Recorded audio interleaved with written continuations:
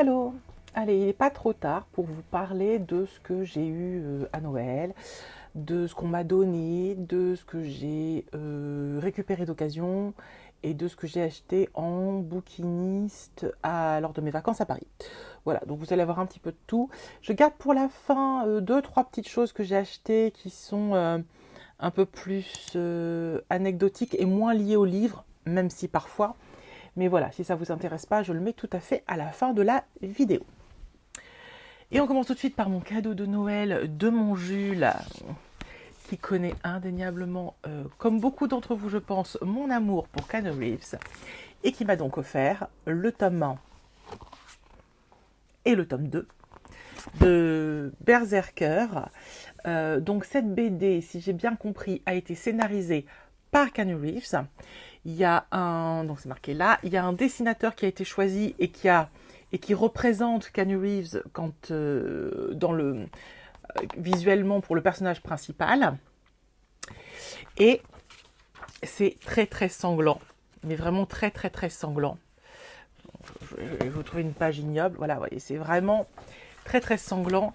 Il y a des pages plus claires, mais dans l'ensemble, ça reste vraiment très très très violent. Et c'est très noir et rouge, comme les couvertures. Oui, on est vraiment sur de l'ultra sanglant, vraiment sur des tonalités de couleurs assez fortes. Voilà. Donc, je ne les ai pas encore lus. Je prendrai le temps, un de ces quatre. Ça me fait un peu peur parce que ça a l'air très violent, mais par principe, c'est Keanu Reeves, j'avais envie de les avoir. Voilà.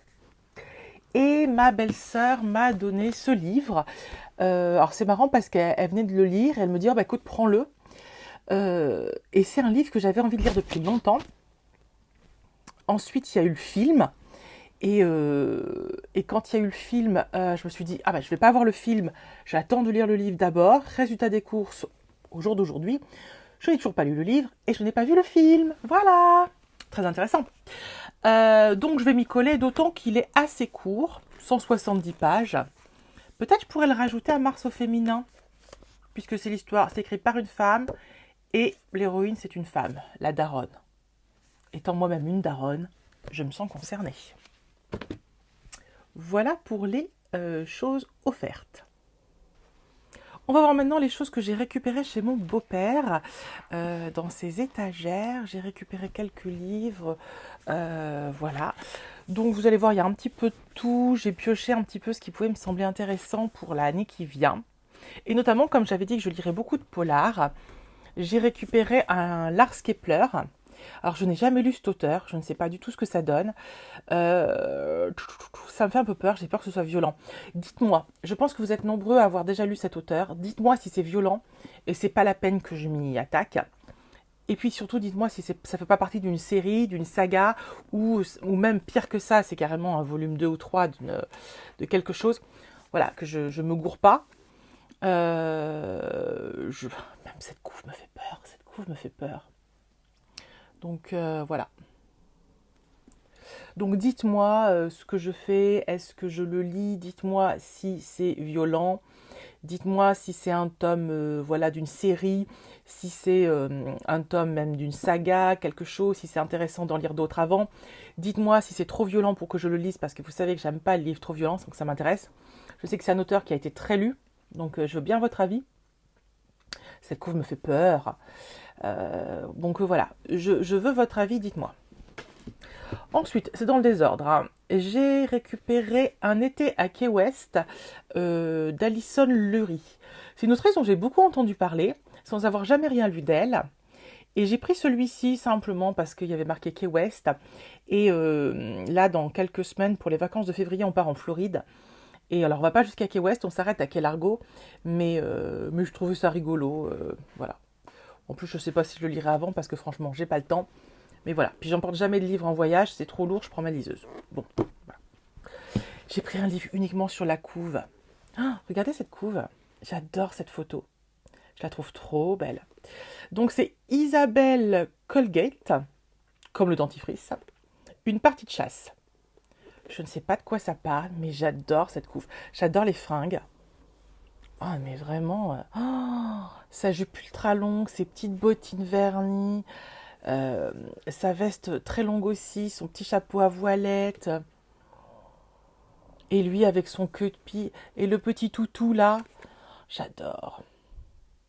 Voilà, donc cette couve m'a plu, je l'ai pris. Peut-être qu'il y en a parmi vous qui connaissent cette autrice ou qui ont lu ce livre. N'hésitez pas à m'en parler si tel est le cas. On passe vraiment du coq à l'âne. J'ai récupéré dans les étagères de Belle Maman, Benoît de Groot, Mon évasion, une autobiographie. Voilà. Donc j'avais vu dans une des vidéos de Adoria. C'est chez Adoria. Adoria qui a beaucoup aimé un livre de Benoît de Groot. Je me suis dit que je voulais le lire. Je me le suis noté quelque part ou je ne sais pas, mais je vais le retrouver. Et souvent, pour Mars au féminin, Flo de Flo Books dit de lire un documentaire, un essai, quelque chose. Je me suis dit que lire l'autobiographie de Benoît de Groot, ça pourrait être intéressant. Sans doute couplé avec un de ses romans pour faire un pendant. Donc voilà, et sans doute celui que Adoria a beaucoup aimé, dont j'ai totalement oublié le titre. Si jamais tu passes par là, Adoria, n'hésite pas à me remettre le titre de ce roman, parce que je l'ai noté quelque part, hein, mais bon, voilà. Je suis pas très ordonnée. Voilà, donc très tentée par ça pour Mars au féminin. Une autrice que j'ai déjà lue, Vita Sackville-West, qui était l'amante de Virginia Woolf. Et regardez, aujourd'hui, j'ai un t-shirt avec marqué Virginia. C'est totalement le hasard. Et oh, regardez, même le bleu est assorti. Oh là là. Bref, j'ai déjà lu cette autrice. Elle a une langue incroyable, j'avais beaucoup aimé. Et je ne connais pas du tout ce titre. Dark Island. Je l'avais jamais vu passer, je sais pas ce que c'est. Dans ce livre paru en 1934, on retrouve avec délectation la liberté de ton, la délicatesse et l'audace de Vita Sackville-West. Est un roman avec château et lord, bal et flirt, amour à mort, le tout écrit à l'eau de rose. Écoutez, franchement, ça peut être carrément fun. Ça m'intéresse. Ah oui, alors, pendant que j'avais fait ma liste de polars, quelqu'un parmi vous m'avait parlé de Daniel Thierry. J'en avais choisi un qui n'était pas ce titre-là, qui était des clous dans le cœur de mémoire, un truc comme ça, une sorte de clou. Et bon, bah, ma belle-mère l'avait pas, mais elle avait, j'ai découvert que ma belle-mère connaissait cette autrice, elle avait Affaires classées. Donc du coup, je l'ai pris. Je ne sais pas lequel je lirai, peut-être que je lirai celui que j'avais prévu en le prenant à la Bibli, soit je lirai celui-ci. Ceux qui connaissent bien cette autrice, dites-moi si c'est bien que je prenne celui-là. Qu'est-ce que vous en pensez? Alors, on repart toujours dans nos polars de chez Babel. J'ai trouvé un Louis Penny que je n'ai jamais lu non plus. C'est Sous la glace. Par contre, j'adore cette couve. Je la trouve géniale. Pour le coup, elle me fait pas peur. Je la trouve surréaliste, drôle. Je l'aime vraiment beaucoup. Je ne saurais pas l'expliquer, mais je l'aime. Voilà, je ne connais pas du tout cette autrice. Et même question que d'habitude. Dites-moi si c'est violent, dites-moi si je peux le lire, dites-moi si c'est le meilleur titre pour attaquer l'autrice. Je suis preneuse. J'ai trouvé un petit Annie Ernaux de Derrière les fagots parce que je me suis dit qu'en lire un chaque mars au féminin, ça avait du sens. Ma belle-mère avait les années. Voilà. Les années, ce sera. Et enfin, j'ai récupéré un Johanna Trollope. Je ne connais pas du tout cette autrice. J'en ai souvent entendu parler sans l'avoir jamais lu. Là, c'est Une famille. Là encore, surtout, soyez... n'hésitez pas avec vos conseils. Oh là là, regardez la tranche. Ma belle-mère est une grosse lectrice de café. Je l'ai tout caqué. Oh putain, j'avais pas vu. Elle est dans un état. Bref, dites-moi pour ceux qui connaissent cette autrice, si celui-ci est bien, c'est pareil, si c'est une bonne idée d'attaquer par celui-là, ou si vous considérez que c'est pas un de ses meilleurs et que voilà, et que vous avez d'autres titres à me conseiller. Voilà pour cette partie. Alors, comme souvent à Paris, j'ai aussi fait un tour chez un bouquiniste où j'ai trouvé, je vous avais dit toujours dans ma série polar, que je voulais lire du Simenon, et j'ai trouvé L'ami de Madame Maigret. Donc un Maigret, non sans déconner Nadia. Alors j'ai commencé un petit peu à regarder, il a pas mauvaise presse du tout celui-ci. J'ai tapé, vous savez, les meilleurs Simenon, et il revenait souvent. L'ami de Madame Maigret est plutôt un de ses meilleurs. Donc voilà, c'est pas non plus celui que j'avais choisi de lire dans ma liste de départ. À voir ce que je vais faire. Cela dit, j'en ai chargé plusieurs dans ma liseuse, donc je vais voir. Oh, j'ai trouvé cette petite collection, je commence par celui-ci. Je les trouve très très beaux. Regardez-moi cette petite couve. Donc le deuxième est pareil. J'aime beaucoup cette collection, ils sont très anciens. Donc là, c'est Balzac, La peau de chagrin, que je n'ai jamais lu. Je ne sais pas de quand date l'édition, mais alors, il est abîmé par contre. Mais bon, je le savais. On sent qu'il bouge, il a vécu. Mais j'adore ce motif-là, cette sobriété, ces petites couleurs rose et vert, je suis fan. Et le deuxième que j'ai trouvé, c'est un beaucoup moins connu de Balzac, c'est Ursule Mirouet, dont je ne connais pas du tout l'histoire. Et comme vous n'avez évidemment pas de quatrième de couve, je ne sais pas de quoi ça parle. Mais il n'est pas trop gros, il fait 380 pages, des petites pages. Pourquoi pas découvrir un Balzac pas trop connu. J'ai trouvé aussi, oh là là, cette collection. Ils sont vieux, vieux, vieux, vieux. Regardez-moi ça. Oh, ils sont vieux. J'ai trouvé les petites filles modèles. Parce que j'adore, mais j'adore la comtesse de Ségur. Grande autrice pour les enfants. Une femme intelligente, une bonne écrivaine. Une des premières à avoir pensé à écrire pour les enfants. À avoir adapté ses textes. Dans ses textes, elle raconte sa propre vie qui a été difficile. Son enfance avec sa mère était plus proche de celle de Sophie que de celle de Marguerite et... C'est Marguerite... Camille... Camille et Marguerite? Non. Marguerite et Camille? Non. Marguerite, non. Merde, comment elle s'appelle? Ah, j'ai un blanc. Comment elle s'appelle? Marguerite, c'est l'autre. Mais les deux petites sœurs, elles s'appellent comment? Madeleine, Camille, Madeleine. Sophie, Camille, Madeleine, Marguerite. Alors vous avez les deux frangines, c'est Camille et Madeleine. La petite fille de l'autre, c'est Marguerite et Sophie. Oui, donc c'est deux femmes qui vivent ensemble. Déjà, c'est hyper rock'n'roll, j'adore. Donc elles vivent ensemble, c'est tout. Hein, voilà. Il y en a une qui a Madeleine, l'autre qui a les deux sœurs. Et cette méchante mère, la mère de Sophie, à un moment donné, confie Sophie à ses mamans, qui sont juste géniales. Et ouais, j'adore ces textes. Effectivement, c'est blindé de bondieuserie, mais il faut passer cet aspect-là qui était un peu inhérent à l'époque. Et les textes sont géniaux. Regardez-moi. Il y a des jolies illustrations. Bon, bref, voilà. Donc, je suis très contente d'avoir trouvé ça. J'ai trouvé un Zola que je ne connaissais pas dans une vieille édition. Voilà, c'est celui-ci. Madeleine Ferrat, ça vous parle? Dites-moi s'il y en a qui l'ont lu. Parce que là, je vois, donc, il y a la liste des Rougon-Macquart. Il y a la liste des 3 villes, des 4 évangiles. Et alors, celui-là, je ne sais pas dans quoi il rentre. Eh bien, il est dans juste ce qui s'appelle roman. En même temps que Thérèse Raquin. En même temps que Les Mystères de Marseille, qui est celui que j'avais offert à ma pote Caro, qu'elle n'a jamais lu, la coquine. Donc voilà, c'est bien parce que j'ai toute la liste derrière. Donc pareil, hein, très très vieille édition. Oh, je trouve que ça a du charme, pas m'empêcher. Et enfin, j'ai trouvé un truc de dingue. Regardez. Oh, improbable. J'ai trouvé Colette, Lettre à sa fille, 1916-1953. Dans cette vieille édition de chez Gallimard en collection blanche. Date de quand ce truc-là? 2003. Pas si vieux en fait, il a 20 ans le bouquin. Mais je sais pas, il y a un petit cahier photo. Et je me dis, ouais, Colette, Lettre à sa fille, ça peut être super sympa. Bon, il est un peu gros, hein. Je sais pas si je le lirai pour mars au féminin. Il est trop gros. Ou alors c'est peut-être quelque chose que je peux lire courant de l'année en grappillant des lettres de ci, de là. Mais je suis quand même super contente de l'avoir.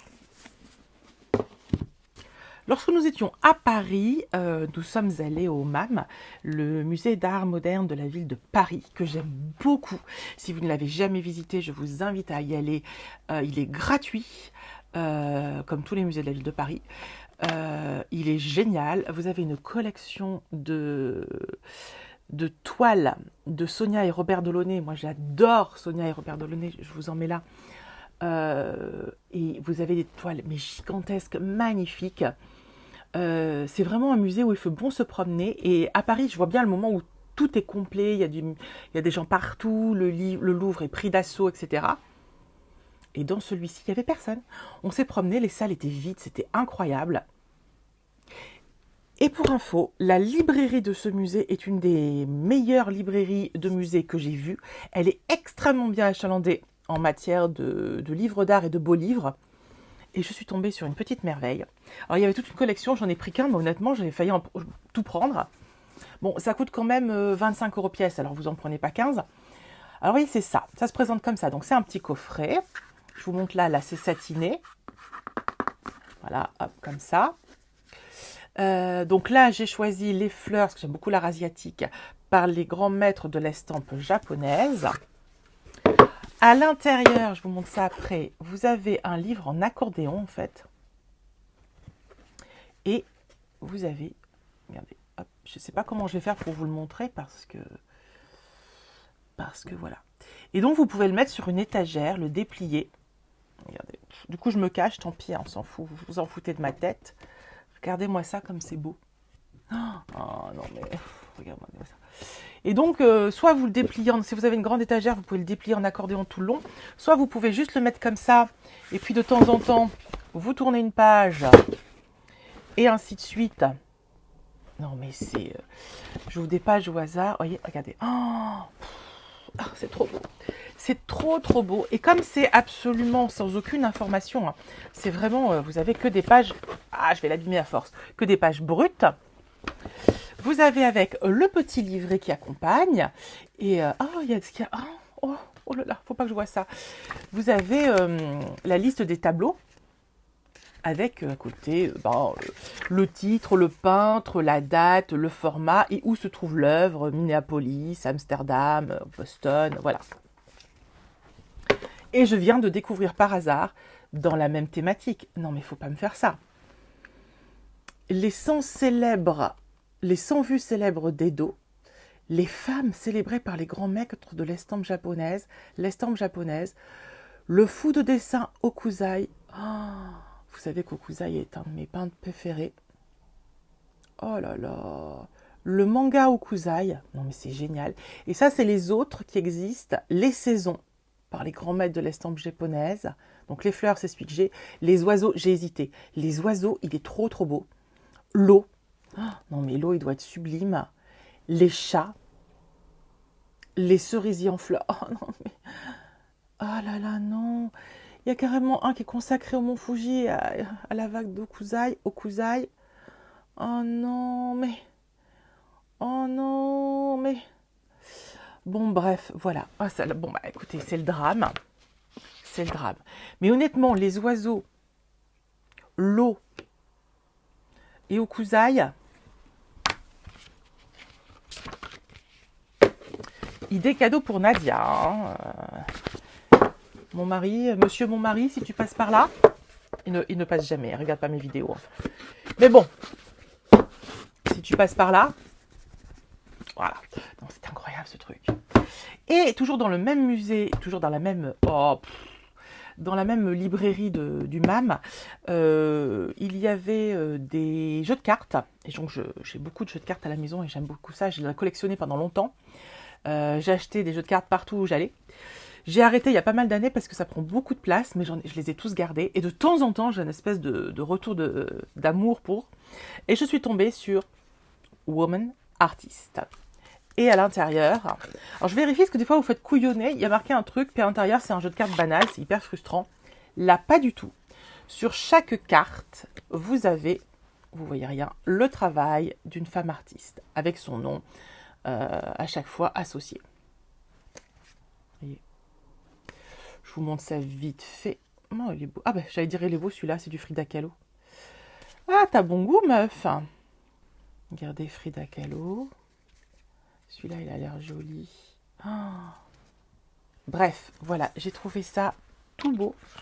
Donc, je l'ai pris et mon mari m'a offert dans la foulée. Parce que passion moucha, vous le savez.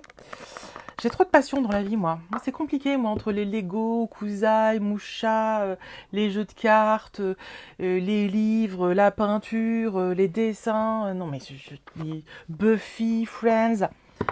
Non, mais l'opéra. J'ai trop de passion. Bref. Bref. Toujours le petit livret pour lire, pour faire le tirage de cartes.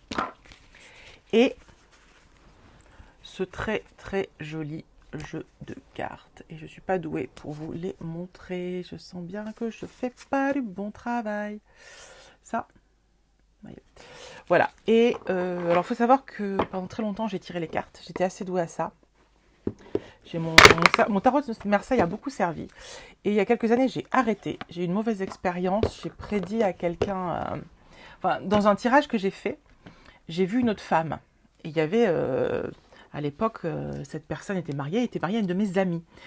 Et ils étaient tous les deux, et moi je fais un tirage de cartes, et je lui dis, il y a une autre femme dans ta vie, etc. Je rigole, et je fais des blagues en disant, mais bon, j'étais hyper embarrassée. Et en fait, quelques temps plus tard, il avait vraiment une maîtresse, et quelques temps plus tard, il a quitté ma copine pour cette autre femme.